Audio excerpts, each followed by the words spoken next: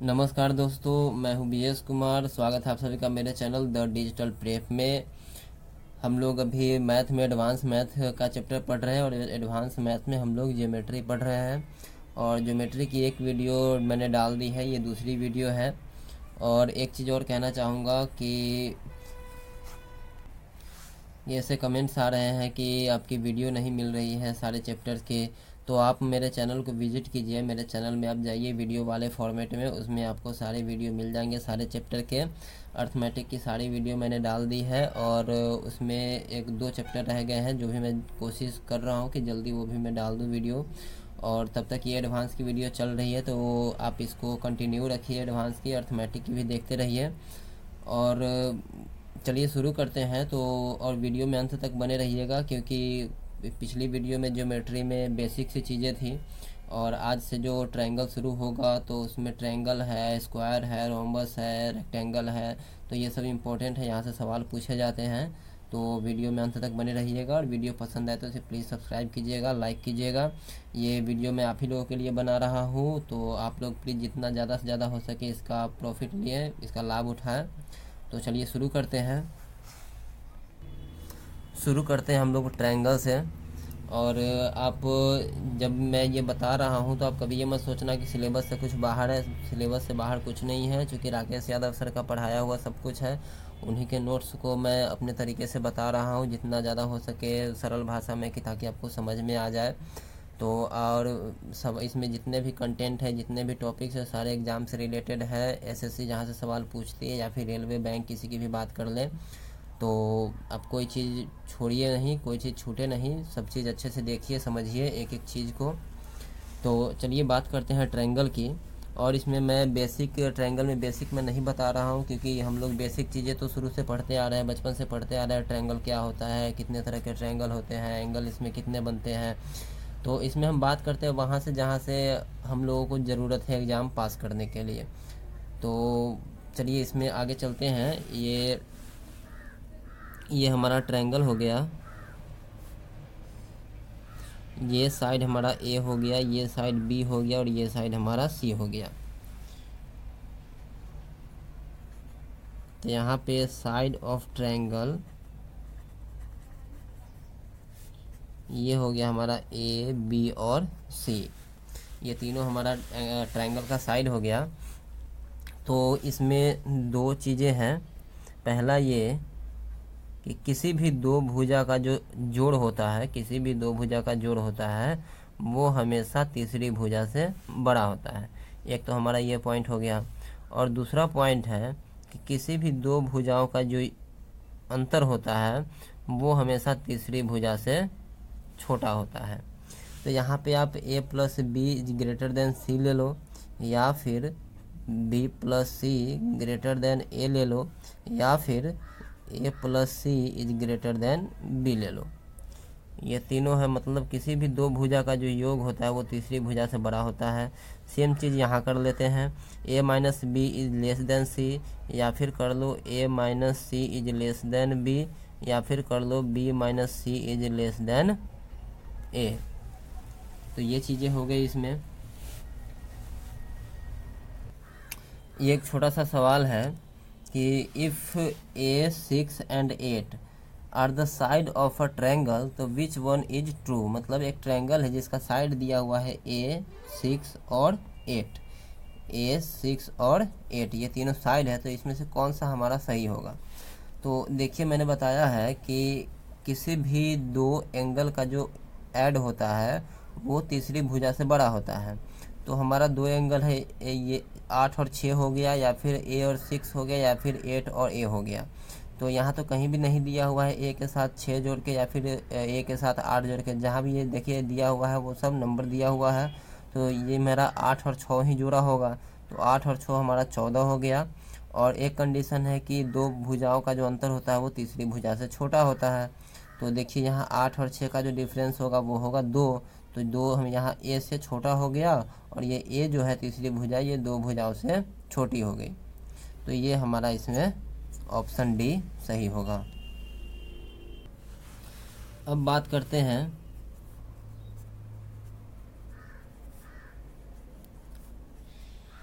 Type of triangle on behalf of angle. Angle के behalf पे triangle की बात करते हैं तो पहला हमारा आता है acute angle. Acute angle triangle,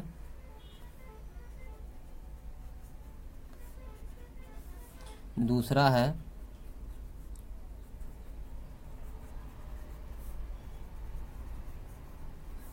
right angle triangle, और तीसरा है ऑब्ट्यूस एंगल ट्रायंगल। ये तीनों एंगल हमारा हो गया। एक्यूट एंगल को बात करें तो ये होता है न्यून कोण त्रिभुज, और हिंदी भी मैं लिख देता हूँ न्यून कोण त्रिभुज। ये हो गया हमारा समकोण त्रिभुज, और ये हो गया हमारा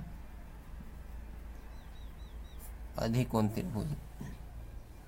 अब न्यून कोण त्रिभुज में क्या होता है, ये तो बेसिक सी बात है, हम लोग जानते हैं कि न्यून कोण त्रिभुज में होता है वो एंगल होता है 90 डिग्री से छोटा, एंड तीनों एंगल 90 डिग्री से छोटा होता है, तो वो हमारा एक्यूट एंगल ट्रायंगल हो गया। और राइट एंगल ट्रायंगल में एक एंगल हमारा 90 डिग्री का होता है, तो वो राइट एंगल ट्रायंगल हो गया। और ऑब्ट्यूस एंगल में क्या होता है, एक एंगल हमारा 90 डिग्री से बड़ा होता है, तो वो हमारा अधिकोण त्रिभुज या ऑब्ट्यूस एंगल होता है।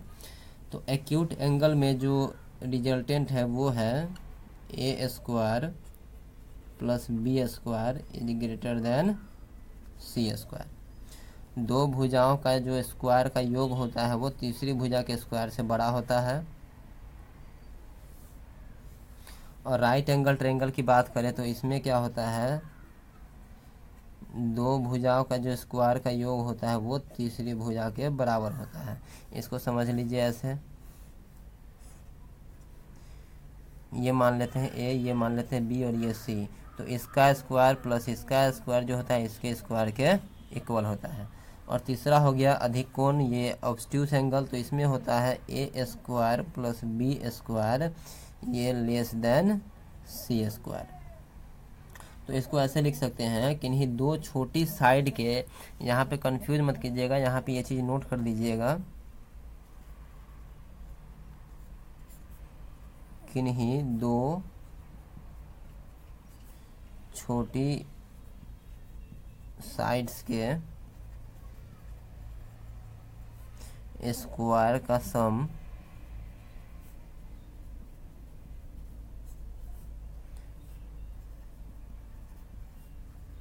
तीसरी साइड के स्क्वायर से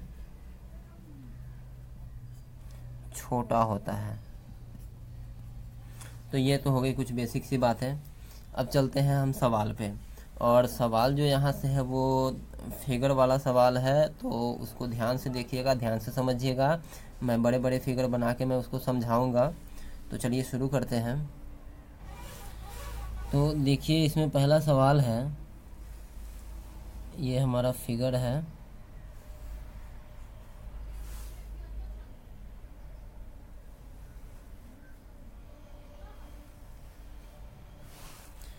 और इसमें दिया हुआ है ये जो हमारा एंगल है ये है थीटा, और ये एंगल दिया हुआ है ये है अल्फ़ा। तो और यहाँ पे ये एंगल है हमारा बीटा। तो हमसे पूछा जा रहा है कि ये एंगल क्या होगा, इस एंगल की वैल्यू हमें निकालनी है क्या होगी। तो इसको सॉल्व करने के लिए क्या करेंगे, हम यहाँ से एक लाइन ड्रॉ कर लेते हैं। यहाँ से एक लाइन ड्रॉ कर लिए। तो अब देखिए हम चलते हैं कौन से, इसको मैं एक नाम दे दे रहा हूँ, ये ए हो गया, बी हो गया, ये सी हो गया, और ये डी हो गया। तो अब हम बात करते हैं ट्रायंगल। समझिएगा चीज़ों को अच्छे से, एग्जाम में इतना टाइम नहीं लगेगा, मैं चूँकि समझा रहा हूँ इसलिए टाइम लगना है इसमें। तो देखिए ये हमारा ए हो गया, ये बी हो गया, और ये सी हो गया।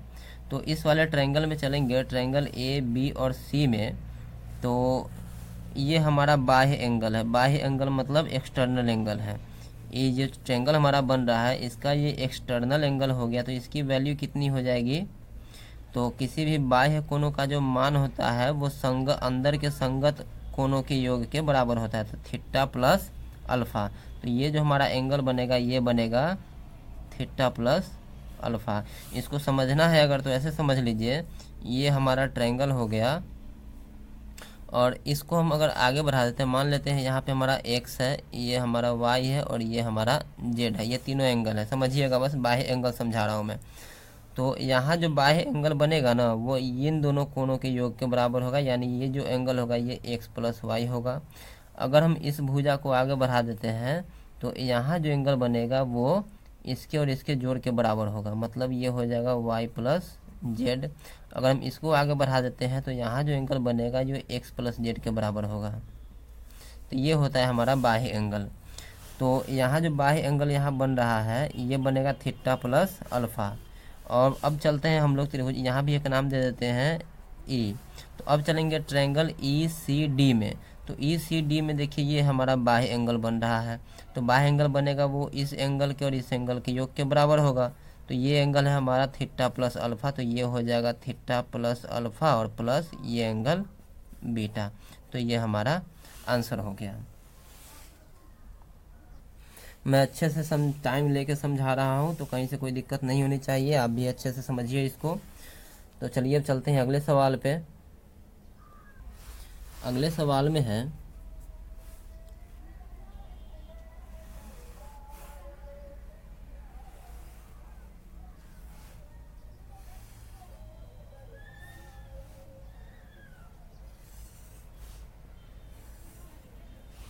ये सवाल है हमारा। अब इस सवाल में यहाँ एंगल हमारा दिया हुआ है ए,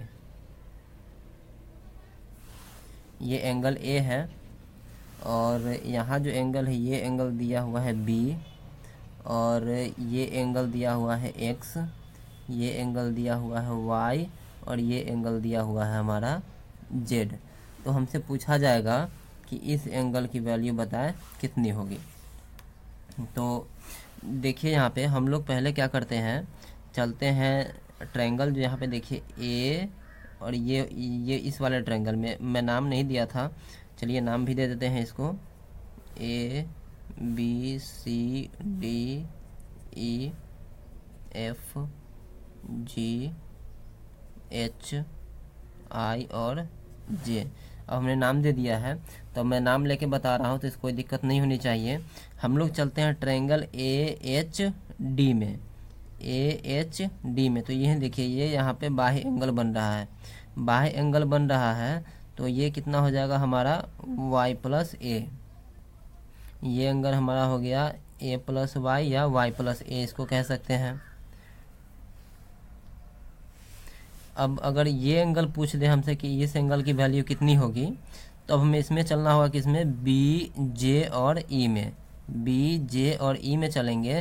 तो ये हमारा बाह्य एंगल बन रहा है, ये भुजा को आगे बढ़ाएंगे तो ये बाह्य एंगल बन रहा है, तो ये हो जाएगा बी प्लस जेड। तो ये हमारा आंसर हो गया। और इसमें एक और चीज़ पूछ सकता है, इसमें एक सवाल थोड़ा सा घुमा के पूछ देगा कि A plus B plus X plus Y plus Z की वैल्यू बताएं कितनी होगी। तो ऐसे सवालों में क्या करेंगे, सबसे पहले हम यहाँ पे मैंने बता दिया कि ये जो एंगल होगा ए और वाई के बराबर होगा और ये जो एंगल होगा वो होगा बी और जेड के बराबर होगा। ये बाह्य एंगल बन रहा है तो अंदर वाले दोनों आंतरिक एंगल के योग के बराबर होगा। तो अब हमसे पूछा जा रहा है A plus B plus X Y Z की वैल्यू कितनी होगी।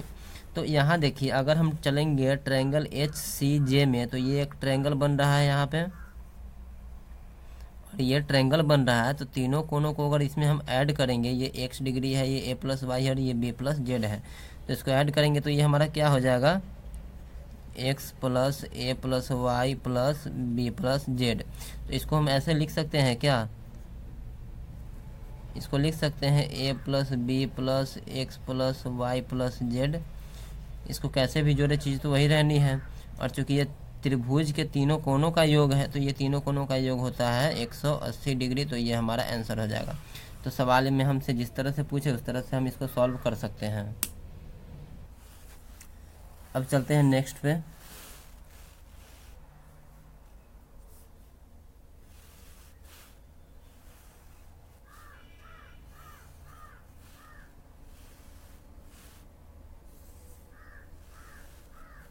अगर इस तरह के सवाल पूछें और ये एंगल ए हो गया, ये बी हो गया, ये सी हो गया, यहाँ डी, ये ई और ये एफ। अगर इस तरह के सवाल पूछे और हमसे पूछ दे कि सारे एंगल का जो जोड़ होगा वो कितना होगा, तो ये हमेशा याद रखिएगा A plus B plus C plus D plus E plus F, ये हमेशा होता है। तो यहाँ पे देखिए जो ये तीनों एंगल, ये जो इस ट्रायंगल में चलते हैं, इस ट्रायंगल में, तो ये हो जाएगा ए प्लस सी प्लस ई, तो इस ट्रायंगल का हो जाएगा 180 डिग्री, फिर इस वाले ट्रायंगल का भी 180 डिग्री, तो ये हो जाएगा 180 degree plus 180 degree, total 360 degree. ये हमारा आंसर हो गया। अब हम लोग देखते हैं स्क्वायर। समझिए, तो आज की वीडियो तक ये बेसिक ही चल रहा है। इसको हिंदी में कहते हैं वर्ग। अब स्क्वायर क्या होता है,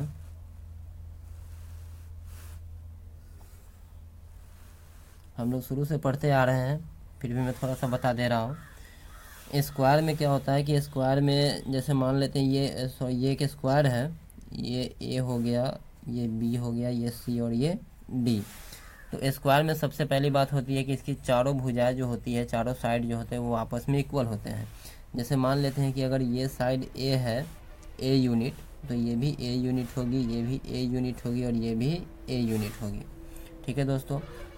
इसमें दूसरी चीज़ क्या होती है कि इसमें जो सारे एंगल होते हैं वो 90 डिग्री के होते हैं, सारे एंगल 90 डिग्री के होते हैं।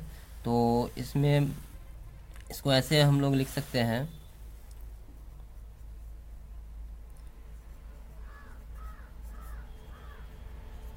सभी साइड इक्वल होते हैं। दूसरा, सभी एंगल 90 डिग्री का होता है। और इसमें एक और चीज़ है कि इसका जो विकर्ण होता है, एक विकर्ण ये हो गया और एक विकर्ण हमारा ये हो गया, तो इसके विकर्ण जो होते हैं वो इक्वल होते हैं। ये विकर्ण इसका इक्वल हो गया, और विकर्ण इक्वल होता है और विकर्ण जो होता है वो एक दूसरे को समद्विभाजित करते हैं, मतलब दो बराबर भागों में बांटते हैं। मतलब जितना ये होगा उतना ही ये होगा, मतलब इसके जो विकर्ण के जो चारों पार्ट होते हैं वो इक्वल होते हैं। और इसका जो एंगल भी यहाँ बन रहा है, ये सारे के सारे इक्वल होते हैं। ये चीज़ें हो गई। और इसके विकर्ण जो है, इसके एंगल को भी दो बराबर भागों में बांटते हैं, मतलब जितना ये एंगल होगा उतना ही हमारा ये एंगल होगा। कैमरा थोड़ा सा ब्लर कर रहा है, इसलिए थोड़ी प्रॉब्लम हो रही है। जितना ये एंगल होगा उतना ही हमारा ये एंगल होगा। तो स्क्वायर में ये चीज़ें होती है, ये प्रॉपर्टीज है स्क्वायर की। अब इसमें फार्मूला है वो भी मैं लिख दे रहा हूँ कि बहुत लोगों को नहीं पता होगा। तो इसका जो एरिया होता है वो होता है साइड का स्क्वायर, साइड का स्क्वायर, और साइड हमने माना है ए, तो एरिया होता है ए स्क्वायर। और इसका जो पेरीमीटर होता है, इसका पेरीमीटर होता है, पेरीमीटर किसी भी चीज़ का क्या होता है, उसके चारों तरफ का जो बाउंड्री होता है। तो इसका बाउंड्री ये भी ए है, ये भी ए है, ये भी ए है और ये भी ए है, मतलब ए plus A plus A plus ए, मतलब 4a, यानी 4 इंटू ए। इसको मैं ऐसे भी लिखते हैं 4 इंटू साइड, या हिंदी में बोले तो 4 गुना भुजा। तो ये इसका एरिया हो गया 4a। अब देखिए, अब इसका जो विकर्ण होता है, विकर्ण मतलब ये जो विकर्ण हो गया, इसका फॉर्मूला होता है √2 इंटू ए, यानी √2 इंटू साइड। तो ये तीनों हमारा इसमें 3 फॉर्मूला हो गया, एरिया, पेरीमीटर और विकर्ण का। तो ये होता है स्क्वायर। अब बात करते हैं रोम्बस की।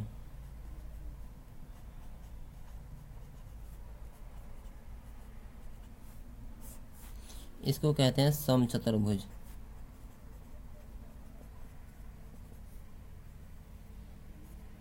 नाम से देखने में लग रहा है समचतुर्भुज मतलब जिसकी चारों भुजाएं समान होती है। तो जी बिल्कुल सही बात है, चारों भुजाएं समान होती है, लेकिन स्क्वायर में और रोम्बस में फ़र्क होता है। स्क्वायर में भी चारों भुजाएं समान होती है, चारों साइड इक्वल होता है, और रोम्बस में भी, लेकिन इसमें फ़र्क क्या होता है वो देखिए।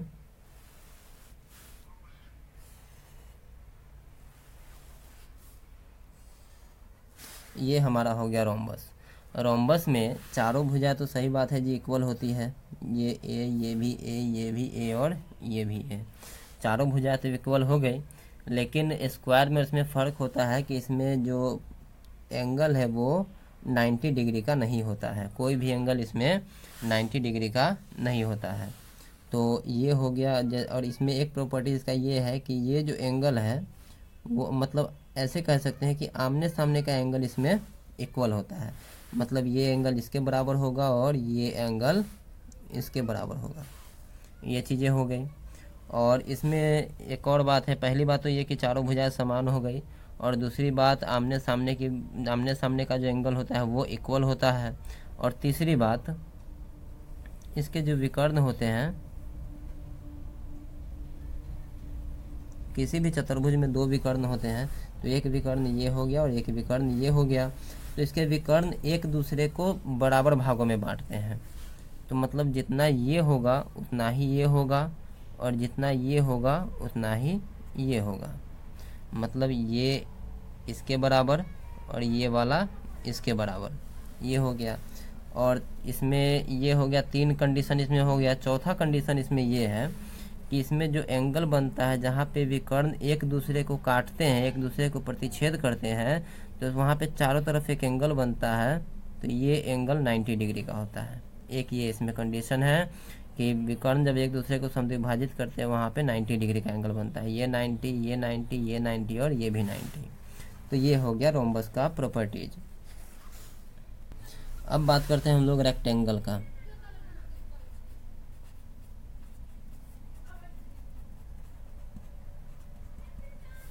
रेक्टेंगल को कहते हैं आयत। तो रेक्टेंगल में क्या होता है, रेक्टेंगल का प्रॉपर्टीज समझिए। ये हमारा हो गया आयत। तो आयत में क्या होता है कि ये ए हो गया, मैं नाम दे दे रहा हूँ। रेक्टेंगल में होता है ये कि रेक्टेंगल में आमने सामने के जो साइड होते हैं वो इक्वल होते हैं। जैसे अगर ये हमारा एल साइड है तो ये भी हमारा एल साइड होगा, ये बी साइड है तो ये हमारा बी साइड होगा। ये हो गया। और रेक्टेंगल में पहले ये कंडीशन तो ये हो गया कि आमने सामने की भुजाएं बराबर होती है। दूसरा इसमें है कि इसका जो प्रत्येक जो कोण होता है, सारे एंगल ये 90 डिग्री के होते हैं, सारे एंगल 90 डिग्री के होते हैं। ये हो गया। और तीसरा होता है इसका विकर्ण एक दूसरे के इक्वल होता है, एक दूसरे के इक्वल भी होता है, और जो एक दूसरे को प्रतिच्छेद करते हैं तो बराबर भागों में एक दूसरे को बांट देते हैं। तो ये हो गया। अब देखते हैं इसका हम एरिया। तो इसका एरिया होता है L इंटू बी, लंबाई गुना चौड़ाई इसको कहते हैं। और इसका देखते हैं पेरीमीटर। तो पेरीमीटर समझिए, पेरीमीटर होता है इसकी चारों तरफ की बाउंड्री, L जोड़ B जोड़ L जोड़ B। तो यहाँ से L और L हो गया हमारा 2L, और B और B हो गया 2B, और यहाँ से 2 कॉमन कर लेंगे तो ये होगा L जोड़ B। यानी इसको कहते हैं 2 गुना लंबाई जोड़ चौड़ाई, यानी 2 इंटू L प्लस B। अब इसके बात करें विकर्ण की, अगर इसकी लंबाई हमसे पूछ दे तो विकर्ण की लंबाई हो जाती है √अंडर L स्क्वायर जोड़ B स्क्वायर। ये कैसे होता है, तो देखिए ये जो एक हमारा ट्रायंगल बन रहा है, ये कौन सा ट्रायंगल बन रहा है, राइट एंगल ट्रायंगल। और राइट एंगल ट्रायंगल में ये जो हमारा बेस हो गया ये परपेंडिकुलर हो गया, तो दोनों का जो स्क्वायर का ऐड होता है वो हाइपोटेन्यूज के स्क्वायर के बराबर होता है। तो ये स्क्वायर इधर गया तो रूट में बदल गया, तो विकर्ण का मतलब हो गया √अंडर L स्क्वायर जोड़ B स्क्वायर। तो ये हो गया हमारा रेक्टेंगल। अब नेक्स्ट है पैरेललोग्राम, मतलब समांतर चतुर्भुज।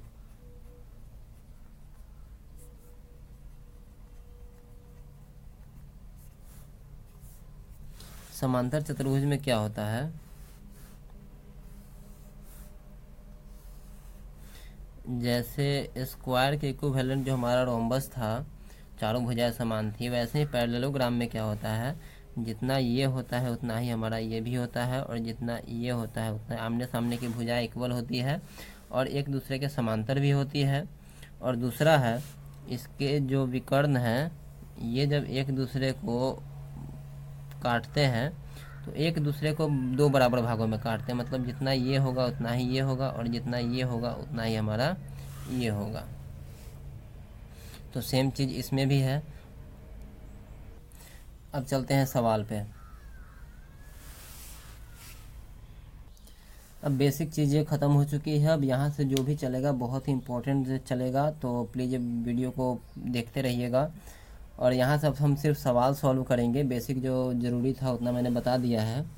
तो देखिए जो सवाल है हमारा, इसमें मैं फिगर बड़ा बना रहा हूँ ताकि आपको समझाने में आसानी होगी।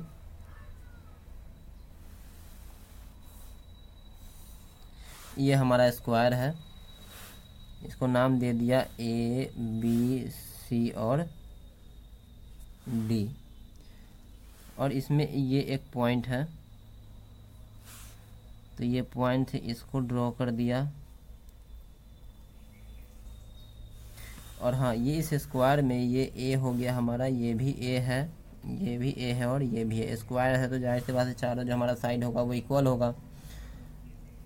और इसमें सवाल में दिया हुआ है ये हमारा ए है और ये भी ए है, ए बी सी डी ये नाम हो गया, और इसको दे देते हैं नाम ई। तो अब सवाल में हमसे पूछा जा रहा है कि, और यहाँ से एक लाइन ड्रॉ किया हुआ है ये। अब सवाल में हमसे पूछा जा रहा है कि इसकी वैल्यू बताइए, वैल्यू जो होगी वो कितनी होगी। तो दोस्तों सवाल में दिया हुआ है, सवाल में ही ये चीज़ दिया हुआ है कि बी सी ई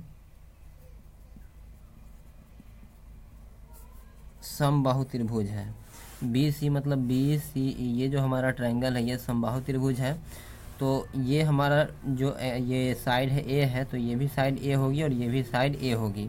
तो जब ये साइड इक्वल है मतलब ये कि यहाँ पे आ जाएगा 60 डिग्री, ये भी हो जाएगा 60 डिग्री और ये भी हो जाएगा 60 डिग्री। आप यहाँ से ये मत देखना कि आमने सामने का एंगल है तो जितना ये होगा उतना ही ये होगा, जी नहीं।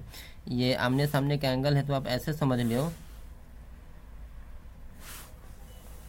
आप इसको ऐसे समझ लो कि ये ऐसे तो है लेकिन ये ऐसे आके मिला हुआ है, तो ये एंगल कभी भी इसके बराबर नहीं होगा।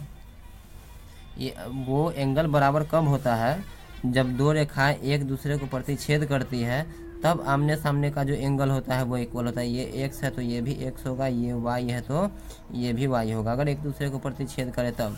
लेकिन इस सवाल में वो कंडीशन नहीं है। तो यहाँ हमने ये देख लिया कि ये 60 डिग्री हो गया। अब चूंकि ये स्क्वायर है तो ये हमारा होता है टोटल 90 डिग्री का एंगल होता है। तो ये तो हमारा 60 हो गया, तो ये कितना बचा 30।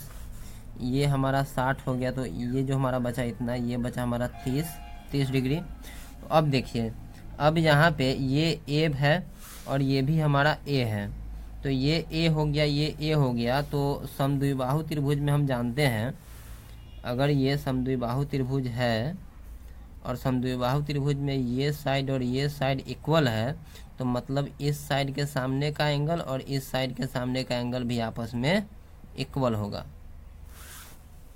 तो अब इसी चीज़ को यहाँ समझिए, ये साइड और ये साइड मतलब EC और DC ये इक्वल है, तो यहाँ जो एंगल बनेगा वो इस एंगल के इक्वल होगा। इसके सामने का भुजा और इसके सामने का कोण और इसके सामने का ये कोण, ये दोनों जो होगा वो आपस में इक्वल होगा। तो देखिए इस ट्रायंगल में DCE में चलेंगे तो तीनों एंगल जो होता है वो हमारा 180 डिग्री होता है। तो 180 डिग्री में ये 30 डिग्री हो गया, तो इन दोनों को जोड़ के हमारा कितना होगा बचेगा 150 डिग्री। अब चूंकि दोनों इक्वल है तो ये भी हमारा 75 डिग्री हो गया और ये भी हमारा 75 डिग्री हो गया। अब सेम चीज़ यहाँ चलेंगे, ये और ये हमारा इक्वल हो गया, ये 30 है तो हमारा ये दोनों जो बनेगा एंगल, ये बनेगा 150 का, तो ये भी 75 डिग्री और ये भी 75 डिग्री। तो अब इसको कैसे कर सकते हैं सॉल्व, तो दो तरह से यहाँ से हम कर सकते हैं इसको। अब ये 90 है तो ये 75 आ गया, तो ये कितना बचा हमारा 15 डिग्री, और ये 90 है और ये 75 हो गया तो ये बचा हमारा 15 डिग्री। तो इसको ऐसे कर सकते हैं, ट्रायंगल ए ई डी में चल के तीनों एंगल का जो योग होता है 180 डिग्री होता है, तो 15 15 30 हो गया, तो ये हमारा 150 बचा। एक तो ऐसे कर सकते हैं, या फिर कर सकते हैं कि इन एक बिंदु के चारों तरफ का जो एंगल होता है 360 डिग्री बनता है, तो ये 75 75 150 और ये 60 जोड़ेंगे तो दो, ये हो गया 210, तो 210 तो ये हमारा बच गया 150। तो ऐसे करके हम निकाल सकते हैं एंगल डी ई ए की जो वैल्यू हो जाएगी वो 150 डिग्री हो जाएगी। तो मुझे नहीं लगता है इसमें आपको कहीं कोई दिक्कत होगी। यहाँ तक आने के बाद फिर इसको दो तरीके से सॉल्व कर सकते हैं। एक हम इस ट्रायंगल में चल के सॉल्व कर सकते हैं कि ट्रायंगल के तीनों कोनों का योग 180 होता है, तो ये 15 है, ये 15 है, 30 डिग्री दोनों हो गया, तो ये तीसरा बचा हमारा 150 डिग्री। या फिर हम यहीं पे चलते हैं कि एक बिंदु के चारों तरफ का एंगल होता है 360 डिग्री, तो ये 75, ये 75 150 और ये 60 हो गया 210, तो ये बच गया हमारा 150। तो ऐसे भी सॉल्व कर सकते हैं। तो चलिए दोस्तों, आज की वीडियो को यहीं पे समाप्त करते हैं। मिलते हैं अगली वीडियो में, ज्यामिति में हम आगे पढ़ेंगे उसमें, और अभी से सिर्फ सवाल ही चलेंगे। तो प्लीज़ आगे की वीडियो को बिल्कुल कंपलसरी देखना है और अच्छे से समझना है, क्योंकि ज्योमेट्री बहुत ही मतलब ये हौच पौच वाला चैप्टर, इसमें समझ नहीं आएगा एंगल कैसे बन रहा है कैसे नहीं। अगर एक दिन की भी वीडियो छोटी या 1 मिनट भी छोटा तो आप अगला पॉइंट नहीं समझ पाओगे। तो प्लीज़ इसको अच्छे से देखिए, समझिए, और मिलते हैं अगले वीडियो में। अगर वीडियो पसंद आया है तो प्लीज़ इसे लाइक करें और सब्सक्राइब करें। मेरे चैनल पर नए हो तो प्लीज़ इसे सब्सक्राइब कर लीजिए, ताकि मेरे वीडियो की अगली नोटिफिकेशन आपको ज़रूर मिले।